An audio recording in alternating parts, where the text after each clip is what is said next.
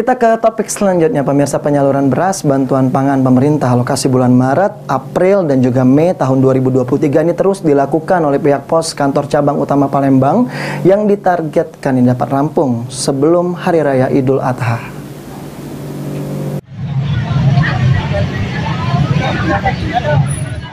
Penyaluran beras bantuan pangan pemerintah alokasi bulan Maret, April, dan Mei tahun 2023 terus dilakukan oleh pihak pos kantor cabang utama Palembang.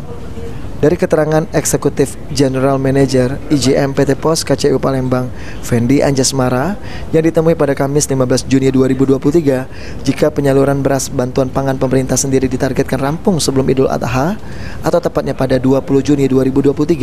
Sementara untuk jumlah alokasi beras Maret, April, Mei sendiri sebanyak 565.414 penerima bantuan di Sumatera Selatan, atau hampir sama dengan alokasi sebelumnya. Untuk capai penyaluran hingga 15 Juni 2023 sendiri, tahap pertama yakni bulan Maret sudah di angka 100%, bulan April sudah di angka 91,80%, dan bulan Mei di angka 40,44%. Masih menyalurkan beras bantuan cadangan pangan pemerintah ya. Ini kelanjutan dari alokasi Maret, April, Mei. Jadi kita menyalurkan selama 3 bulan berturut-turut. Berapa banyak itu, Pak? Alokasinya masih sama. Ini Maret, April, Mei alokasinya sebanyak 565.414 penerima bantuan. Itu untuk di Palembang, seluruh. Untuk Sumatera Selatan.